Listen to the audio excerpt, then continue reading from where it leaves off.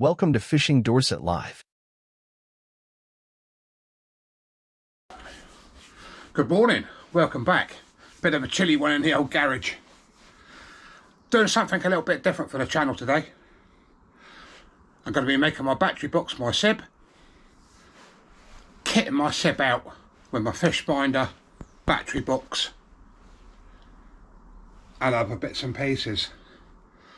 What I'm about to show you is a battery box which my son's done. So here's one that was prepared earlier. What my son's done here is a battery box from Forceball Chandlery, about £20. It's quite cheap really for what it is. But what my son's done there, waterproof USBs, power button and your voltage digital display. Right, inside what my son's done, he's cut some foam, very snug battery fit in there, and obviously he's got all his electrics already plumbed in.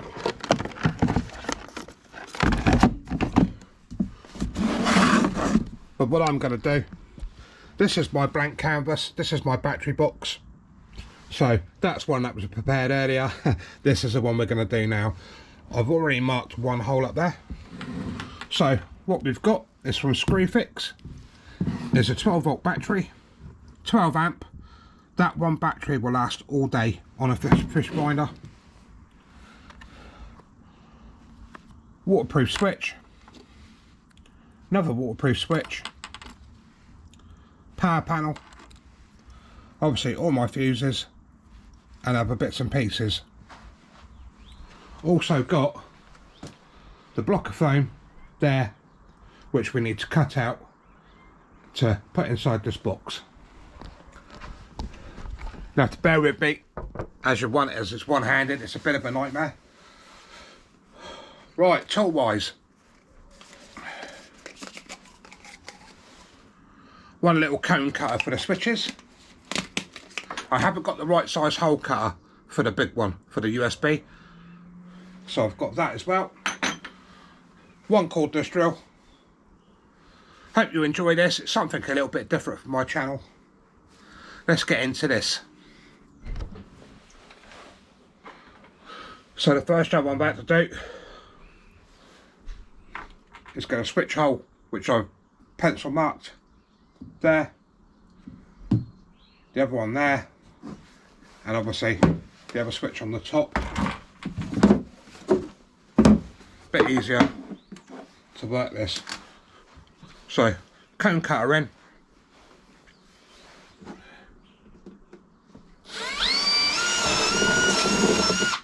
But don't go too mad. Just make sure you don't go too big. Let me just bring the camera a bit closer. Otherwise the switch will fall free. And then you're left with nothing. Just hoping this cone cutter will do it. Little tad more.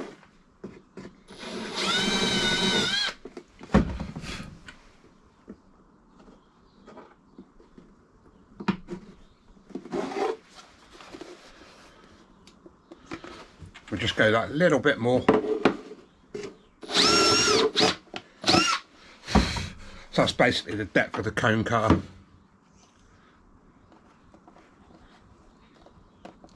Right, hopefully this goes in, otherwise I'm going to have to sit and file it out because I've got no other cutter. I can't find my big cone cutter for some reason. Ah, there we go, beautiful. That is a real nice fit there. There we go, quick as that. That's the first one in. Now I know how big the switch gear is. I can literally put this cone cutter straight through. Put the other switch in.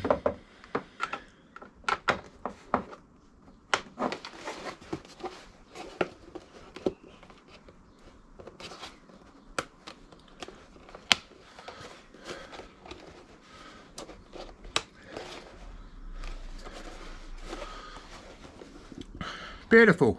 That's 2 switches in less than a couple of minutes. Just straighten it up.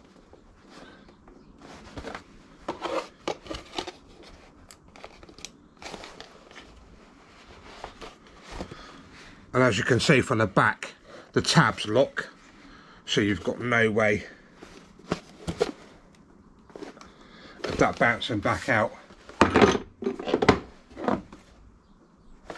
Just lock that second one, and obviously I've just twisted it straight.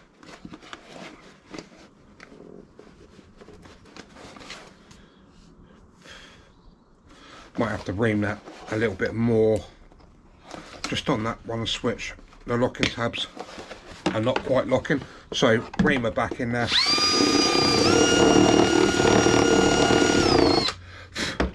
Just run it around the outside a little bit. That's better.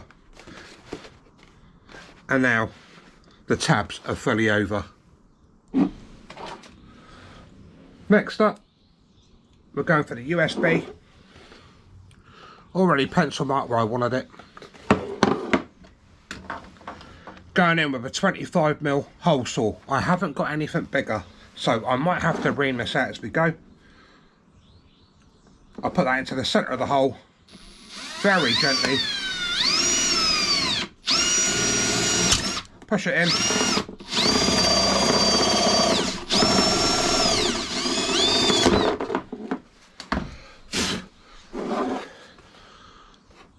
Job done. But what you find is that's a lot wider than my hole saw.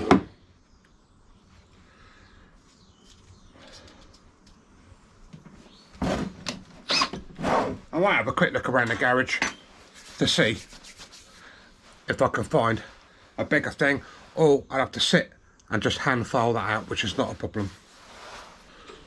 Right, what I've done, got the Dremel, and I'm going to ream the hole out very carefully until it's the size I need.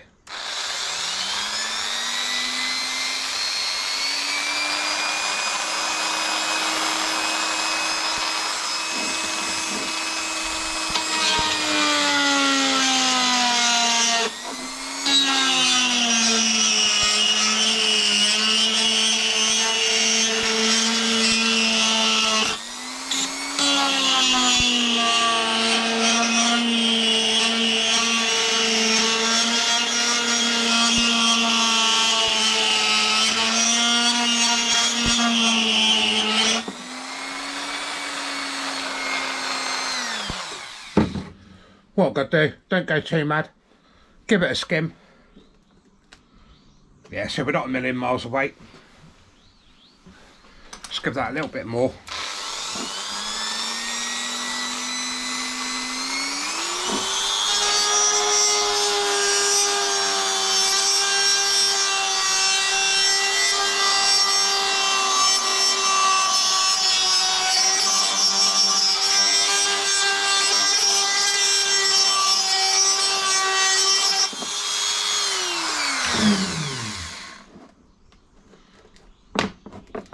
Right, bit of a deburr. I think we'll have that. Hopefully my deburrer is somewhere in my box.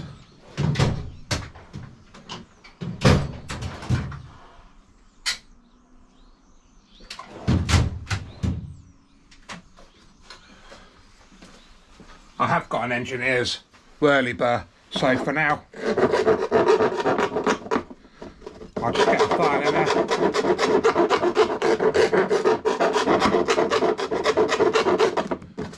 Clean up those edges.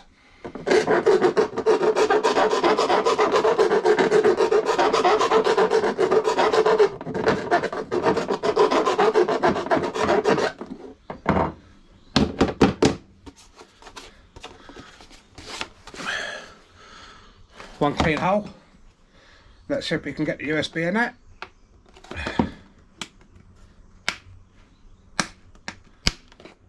Which is a good fit.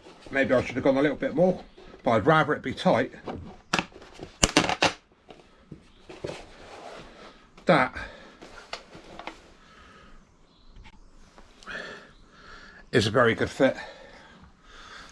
Then you get your locking ring.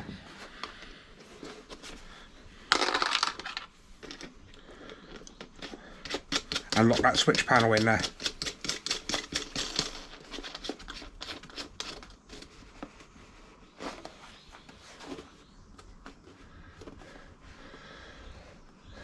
Now, for peace of mind, if you don't want water getting in there, I know these are waterproof switches, you can put silicone around the back, but obviously there are vent holes here to let the battery breathe. But there we go. How quick was that? Power switch, another power switch, and your USB switch. I'm going to quickly tidy this mess down. We'll get the foam, and then we'll line the battery box for the battery. Well, I forgot to quickly do, just put the digital display in there.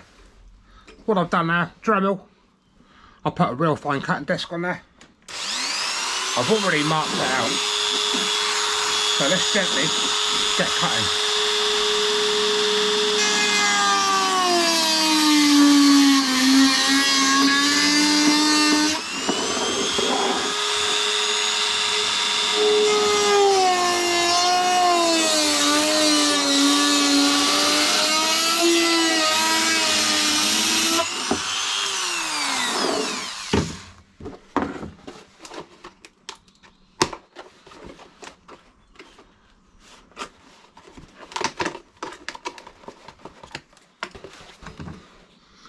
One hole,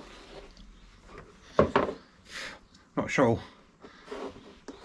what size.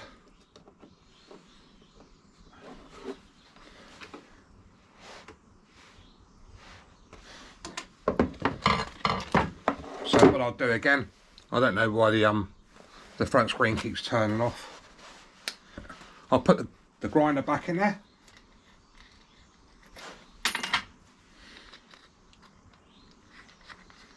Dremel that out nice and clean.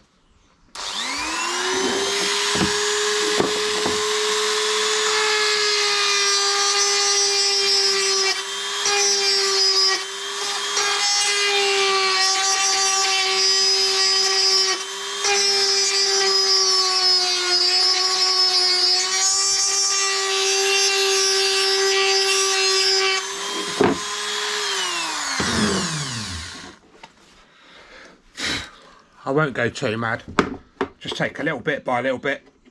Obviously, if you take too much away, you can't put it back, but if there's not enough, you can take it away, if you know what I'm saying. So just go very gently.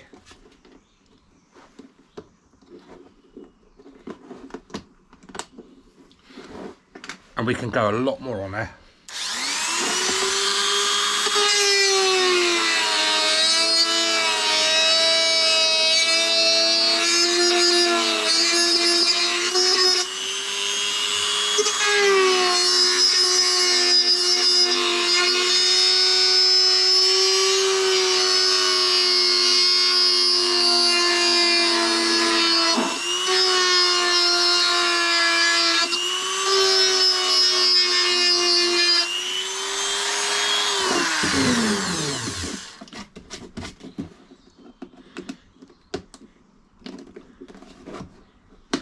Right, quick little clean up, and that should go in.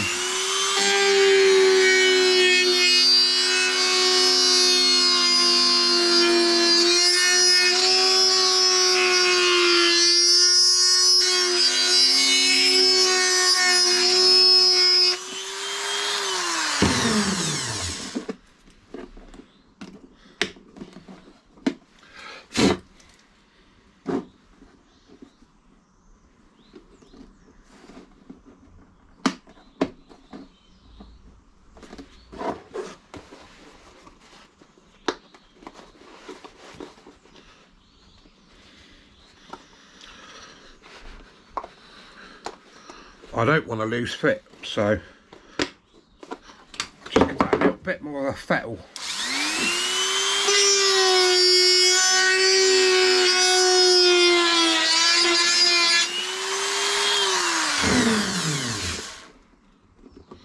Just on that back edge.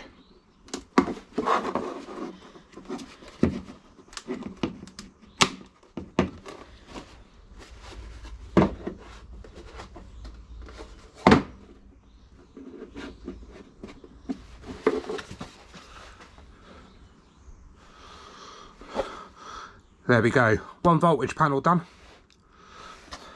That's the lid done. I'm going to tidy this mess up, then I start cutting the foam, and then we'll get that fitted.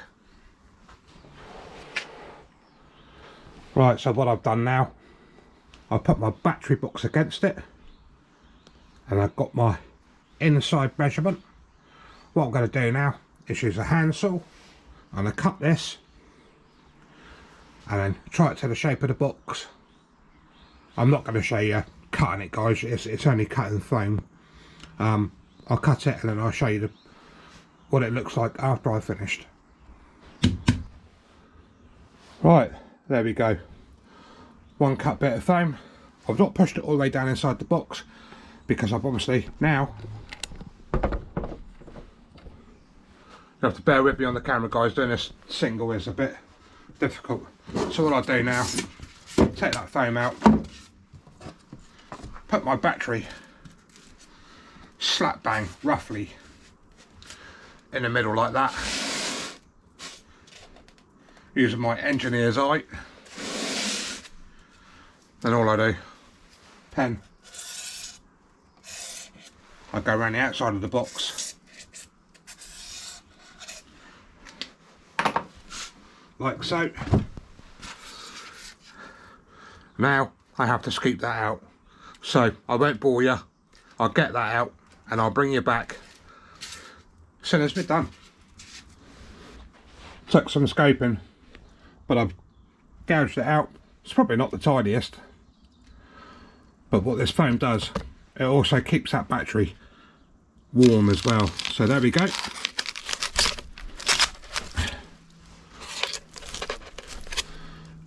Very well packaged battery there. I'll just put the camera back down. We'll get it into the box.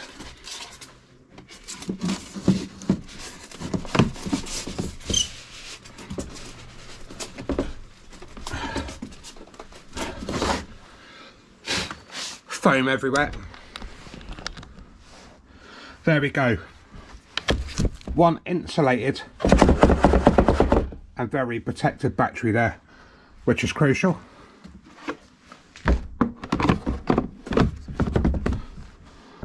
There we go. How quick was that? That's probably taken me just over an hour, maybe an hour. So I've got my main panel switch there, or my fish finder switch, USB panel there, my voltage panel there, and obviously my on off switch for the voltage there. So all that's left to do now is get that soldered up. Job's a good one, and that's 1 little job done. Also, what I have to do, and I'll do it within this video for my SIP, I've made myself a transducer bracket.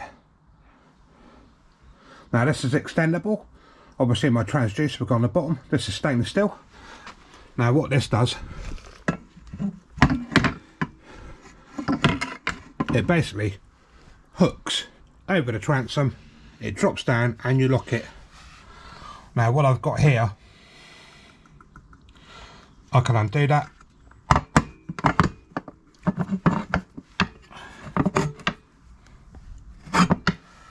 I can lengthen that to whatever I want.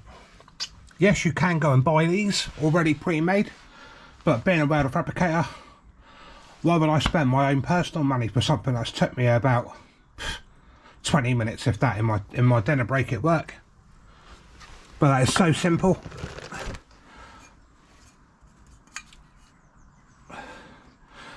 And obviously that's going to go on my Seapro 310 HD. Right, let's get some soldering done. Let's get this panel wired up. Right, here we are. Next fitment to the boat. Garmin Striker Virid 4CV with the transducer. Got this from Forceful Channelries, but at the same time I bought my handheld VHF just for safety. Very nice compact unit, and obviously all the bits underneath, but what I need to do is I need the transducer out of this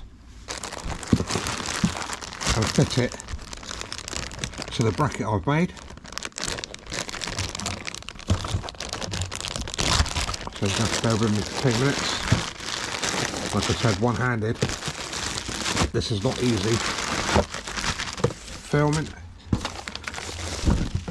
Really big long cable on that transducer as well. So what I need to do now, I'll unwrap this, I'll bring you back, we'll get this marked up on the bracket, we'll get this bracket drilled, and then we'll get this fitted. Right, what I've done, I've opened a few bits up just to familiarise myself with what's there. So we've got the screws, transducer and the bracket. What I've quickly done is I put the bolt through. What I'm going to do now, I'm going to mount this to that. You do get different mounting brackets for different applications as well. I do not need this one, but the option's there to use it. This is going to be a bit hard filming this, trying to screw this together, but I'll do my best, guys, as always. That's all I'll do, is get the bracket,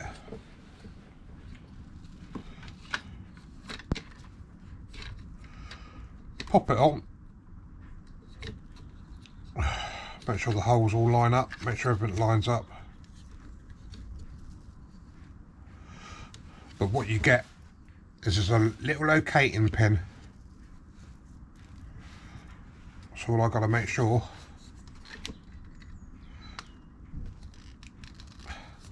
There we go. Let's pop the screws in there.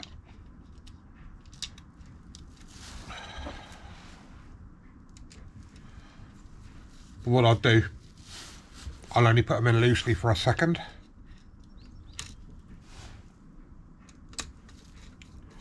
So I've got all 4 in there, and then I'll pinch them down.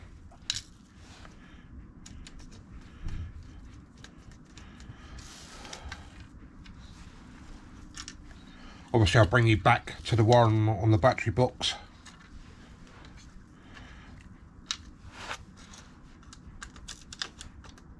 But this weather's not letting up, that's for sure. Right, let's get those screws. Right, I should be able to tweak them screws up now. Just a sensible pull around on the screwdriver. Don't go cranking the hell out of it. There's no need to,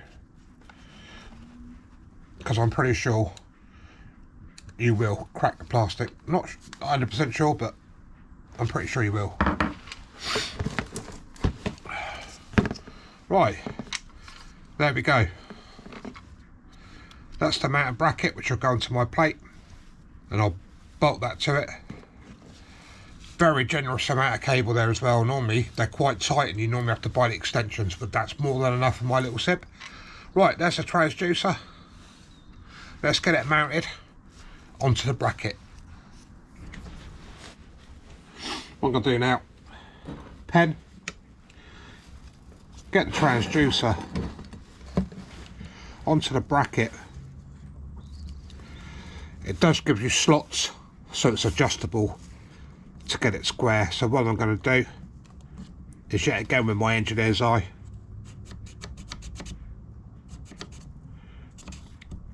is mark those slots.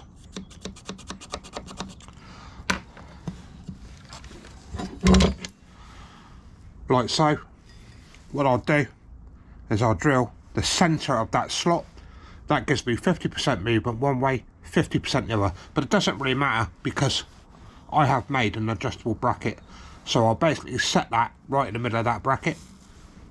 I'll drill that, I'll bring it back, and I'll hopefully show you that fitted.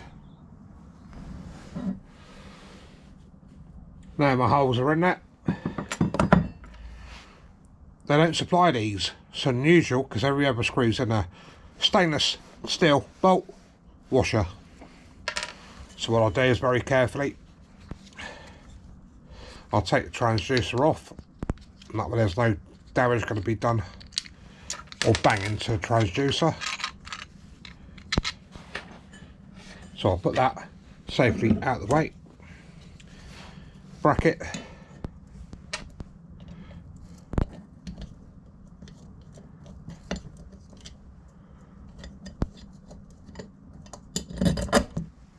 Get that on there. And obviously on the back, washer again, washer on the other one. These are M5 bolts I'm using. The bolts are a little bit long, but it won't hurt. I think what I'll do it, because those bolts are quite long,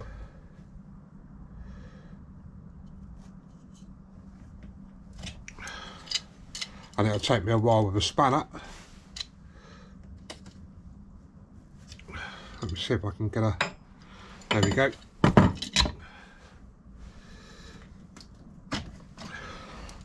I'll put this into the cordless.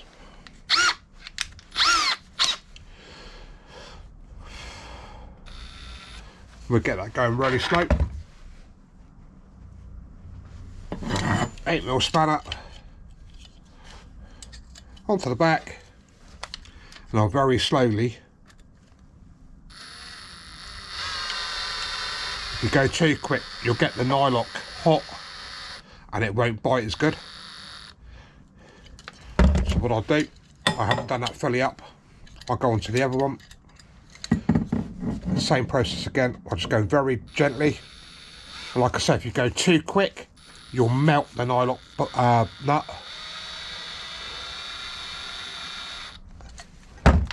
Right, so what I'll do now, I'll push that bracket right back, hold it.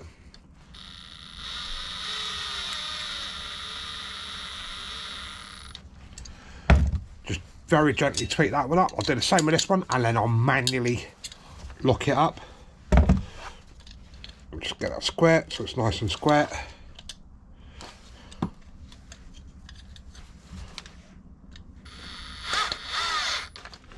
Right, then what I'll do is I'll manually do this by hand.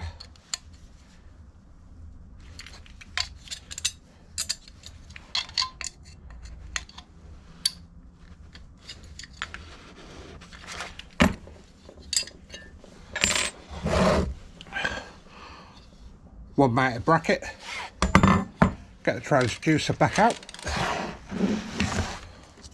pop that back into its holding.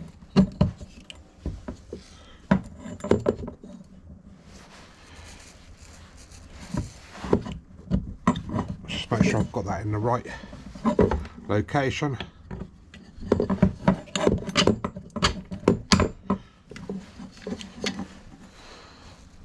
Another nylock there, this is M6 bolt. Pop that back in, give that a tweak. That's on a Phillips, so I've got the Phillips.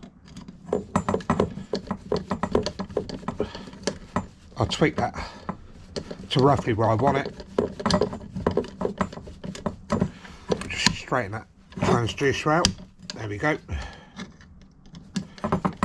It's on a spline, plastic spline or metal spline, one of the two. Right, there we go. One mounted transducer. So we'll get this ready to go on the boat. I'll do this a bit later on. Now we're going to go back to the battery box. We'll get all that soldered up. Another little job off the list. Right, what we're doing now, got the soldering iron. I'm going to solder the switches. I don't like spade connectors. You've got a chance of them bouncing off. So what I'm going to do now, I'm going to tin up each of the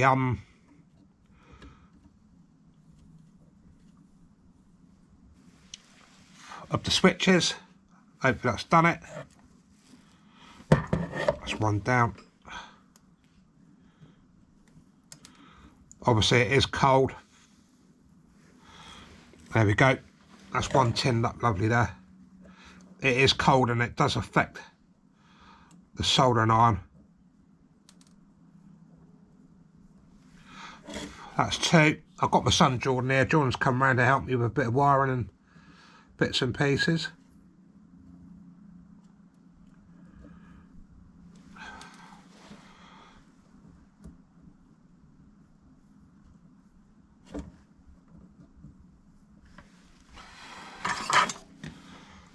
Check that switch. Could do a little bit more tin on the last one.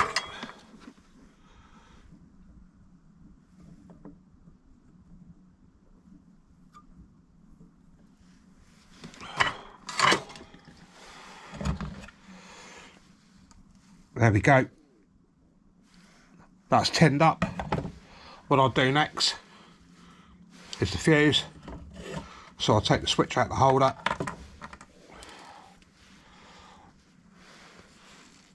Lovely tinned up. It's a lot easier having it in the holder instead of trying to hold it with your hands, trying to solder at the same time.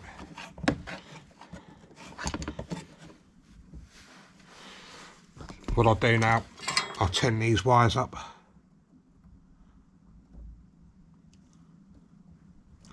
Obviously the cold weather does affect when you solder. Beautiful.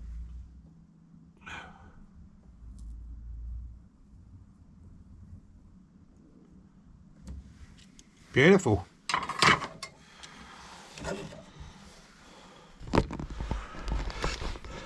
There we go. Tinned up and tinned up. That's another little process done. I'll do a few other bits and then I'll show you what we've done. Right, to save you lot watching a load of soldering and wires being connected, everything is now connected. Main power switch, USBs, battery voltage gauge, and also tells you the thing there. What we've quickly done with the help of my son is we've set up the fish finder. I don't know whether it'll show up on the camera, but we've set it in demo mode. Obviously don't plug a transducer in and run it because it will burn the transducer out due to no water. So just put it in demo mode, but there she is. That is a job done. So me and my son's done that tonight. So that's ready to go. All we're doing now is tidy the wiring up. We'll save you the pain of watching all that. And then obviously we'll get the boat out. We'll get them out on the transom. We'll get the transducer that mounted up. But there we go. Happy days. One nice power setup. Right, the job I'm about to do now. I've blown my Seapro up enough to be able to work on it. But what I've changed around now is my rods will be on the back. I'll be sat further forward, hence pushing the bow down, and the boat will plane a lot better doing this. So this afternoon's job, mark 2 holes. Big thanks to Railblaza again. And what I've got is my fish finder mount, which I'm about to install now. Also brought out, this is also Railblaza, is the GoPro mount. Now what this does, I can swap any mount and put a GoPro mount in there, put my fish finder in there, phone holder in there, so they're all interchangeable by this locking system. I'll get myself sorted, I'll get my drill bits out, I'm going to pop a couple of holes in this. There are self-tappers, but what I'm going to do, I'm going to shorten the self-tappers because I don't want the screws going right through the thickness of the seat, and obviously they will bite in anyway, so it's no biggie. Also, if you are doing this, it's advisable to take the seat out, don't leave the seat in there, because if that drill goes right through, you're going to puncture your sib, and then you're going to sat there repairing it with a puncture repair kit. So I'm going to get myself sorted out, guys. I'm going to drill these holes, get my fish finder mounted, and then I'll show you the setup after it's all done.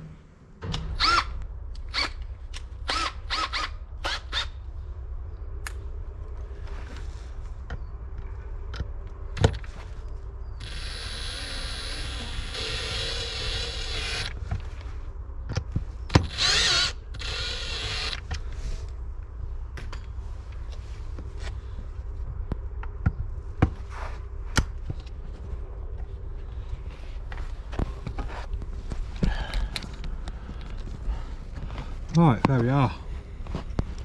Nicely mounted. The screws are not coming out from underneath, so the sib's all safe. Mount there. Let's get the fish finder on there. We'll have a proper look how she fits.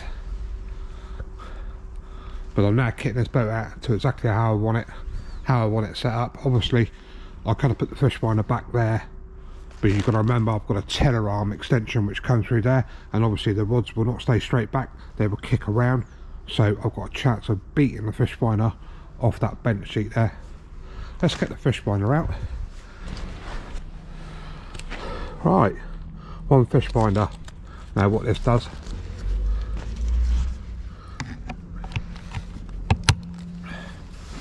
that's it, that's locked in. But what I can do now, I can alter the angle